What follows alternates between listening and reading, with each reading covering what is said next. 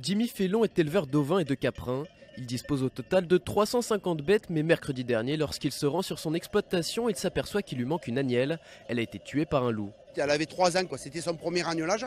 Et bien sûr, son premier agnelage, son agneau, il est dans le troupeau là. Il faut que je l'attrape, que je le mette en bergerie et que j'essaie de le mettre dans un petit endroit pour essayer de le sauver, quoi. Sinon, il va mourir lui aussi, quoi. C'est la 8e bête perdue par cet éleveur de Vauvert dans le Gard suite à une attaque de loup, d'autant que les cibles du prédateur sont bien spécifiques. Le 3/4 du temps, il ne chope pas des agneaux, il chope des brebis grosses qui sont prêtes à agneler ou qui ont agnelé et qu'on a fait de la sélection dessus depuis des années et que voilà quoi. Et c'est notre garde-manger quoi, c'est notre banque quoi, voilà. Le loup est une espèce protégée. 51 loups sont autorisés à être tués chaque année et le quota a été atteint le 27 novembre dernier. Aucun nouveau loup ne peut être tué sauf en cas de légitime défense.